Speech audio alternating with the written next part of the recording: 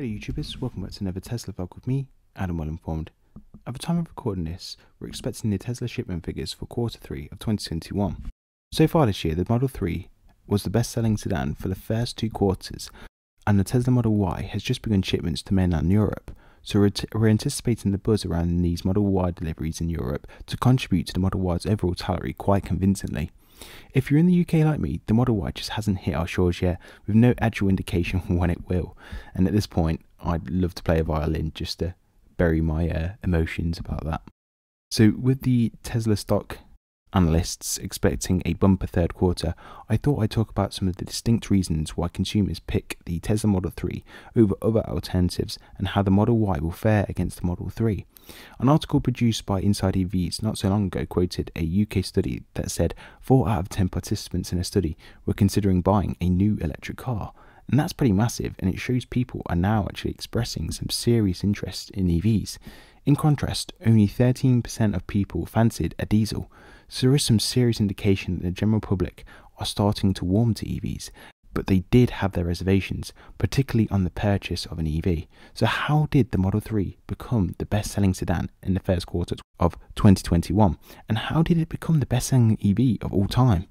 This video should hopefully give you a good insider point of view. For those that have watched my videos before will know that I'm not heavily comparing it to other EV vehicles, as there are plenty of credible and suitable EV alternatives out there. Naturally, there will be some comparisons. However, if you are coming from a petrol, diesel or gas car, you probably want to know why you'd switch and why you'd pick an EV from Tesla, whose first produced EV was, surprise surprise, Tesla Model 3. So I'll start waffling and get into the details. The first reason what made the Tesla Model 3 the best-selling EV on Earth is not only the physical presence of the Supercharger network, but also the software advantage it has with the Supercharger network. Let me explain. You may recall from my previous video that I spoke about one of MKBHD's recent videos on his journey comparison between the Model S Plaid, Ford Mach-E and a gas-powered Audi. Whilst the Ford Mach-E did divert the driver to a local rapid charger, the car's navigation did not incorporate whether that charger was working and how many stalls were available at the time. The Supercharger network is not only a core physical infrastructure advantage by having a consistently powerful charger dotted all around the country, but at all times to know how many stalls are available and if any are offline, because the software between the car and the supercharger are seamlessly integrated. So when you take that road trip, you're not having that stress or panic that your supercharger will be broken upon arrival. You can arrive there with confidence and just enjoy the road trip. If you look at the supercharger information closely, it even tells you the local facilities such as shops, restaurants and toilet facilities. Just a quick reminder, remember to support my channel by hitting the like, subscribe button, notification bell. Such a quick gesture really helps me out if you enjoy Tesla EV content like this. The second reason the Tesla Model 3 is the best selling EV on the planet has to be its range advantage, and that's partly to do with its industry leading efficiency advantages. Cast your eyes back to 2017 when the Model 3 first released. I found an electric article and the median average range back then was just 114 miles of range in 2017. When the Model 3 finally reached its customers in 2017, the first variant of the long range had an EPA rated range of 310 miles.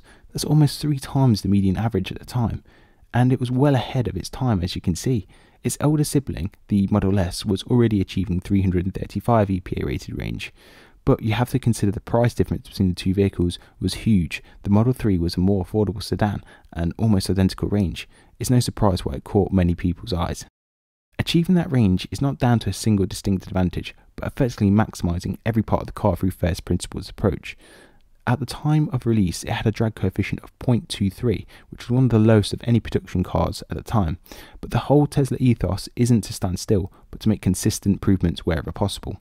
Fast forward a few years and the Standard Range Plus variant is still one of, if not the most efficient vehicle on the planet, by achieving a whopping MPGe of 141. If we look at rival competitors within the EV space, say the Polestar 2, then we're looking at a MPGe of 91. Despite there being just 24 miles of EPA rated range difference between the two cars. This means that if both cars use the same amount of energy, the Tesla Model 3 can use that energy way more efficiently, and you'd cover a greater distance because the energy is being used and deployed more effectively. So why is the range gap only 24 miles if the MPGe is so different, you ask? Well, the Polestar has 78 kWh battery pack, and Tesla has a battery pack of around 55 kWh. Therefore, the Polestar requires a pack 40% bigger than the Model 3 to get a similar rated range. So whilst the efficiency difference is compensated by the batteries, you need more batteries to increase the range.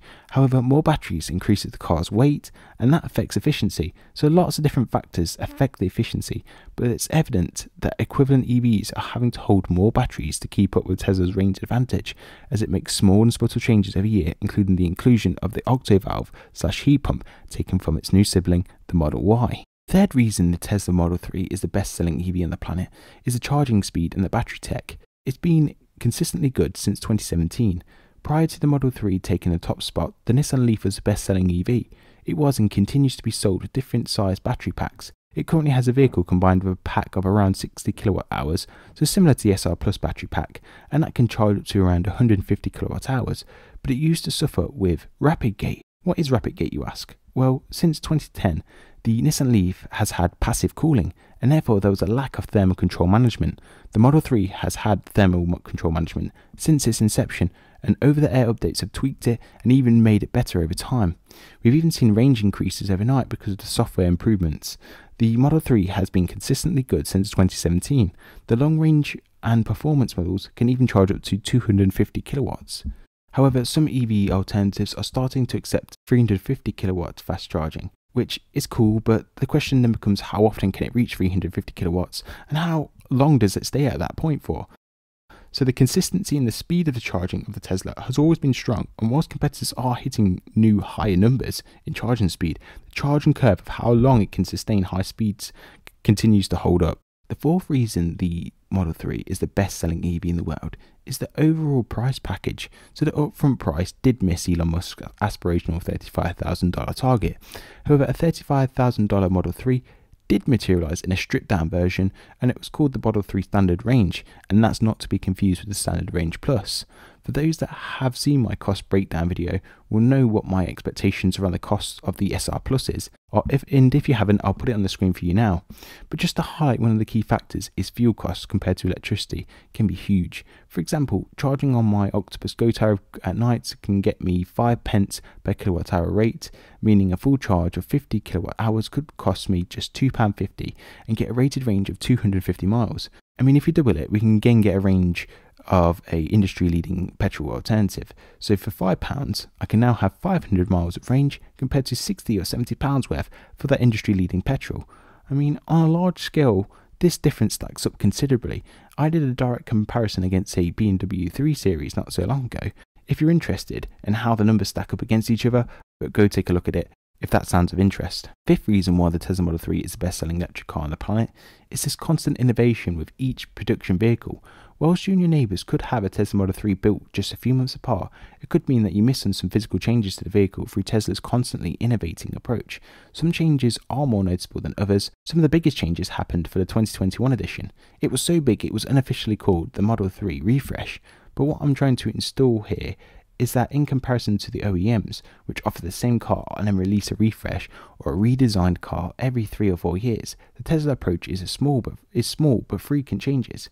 So if you're on the fence about missing features, I wouldn't worry about it, because something will always succeed your offering a few months after ownership. Like myself, just a few months after taking delivery of my car, Tesla started to incorporate heated steering wheels and pedestrian speaker systems, whereas I don't have these features even though I have the exact same car. But I didn't let this get me down, as I got the big refreshed Model 3 in 2021, so I got quite a lot of changes all in one go during my acquisition, so I was fairly lucky.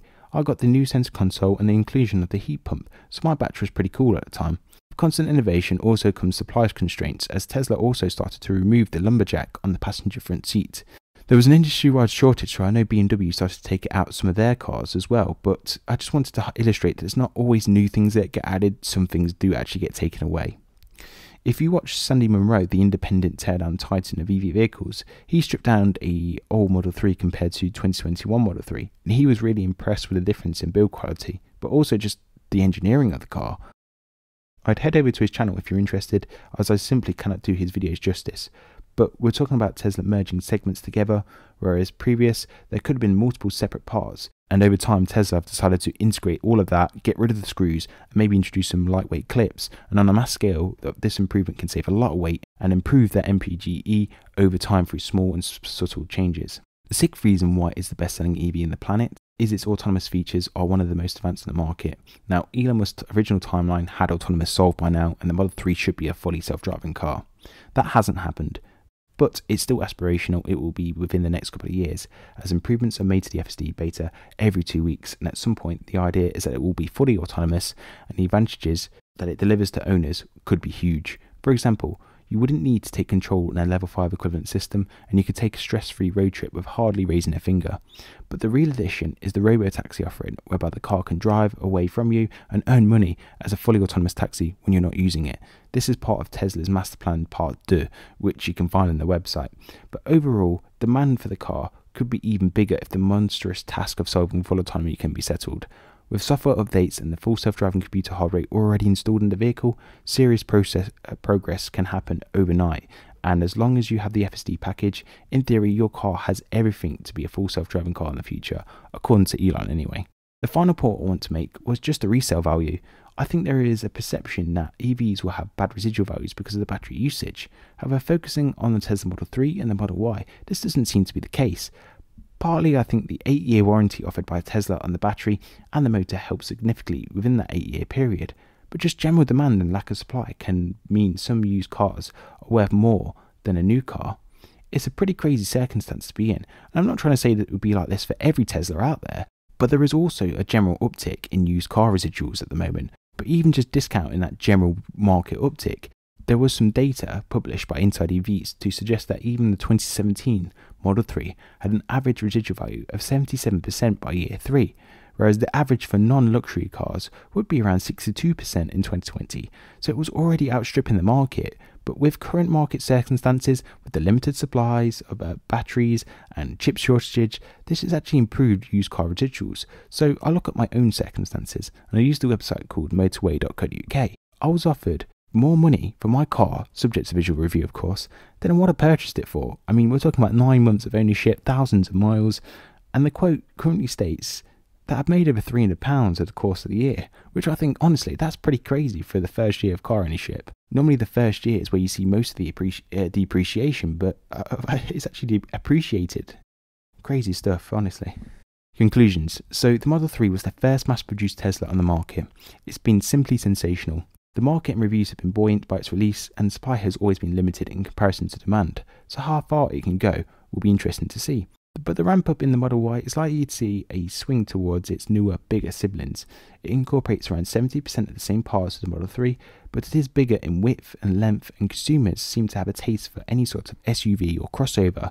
So being a Tesla vehicle in that segment is hitting more people's sweet spots than ever before. Tesla are expected to start limited production of its revised Model Y production lines in Q4 2021 through its Austin and Berlin factories.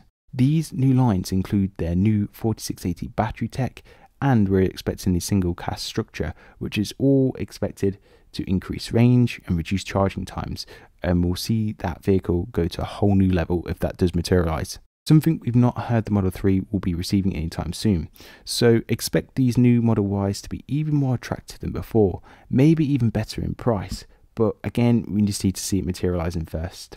That's it for me this week. If you haven't already, drop me a like and tell me in the comments why you think the Tesla Model 3 is the best selling EV. I do read all my comments where I can, and if you're lucky I even respond to you too. So yeah, that's it from me.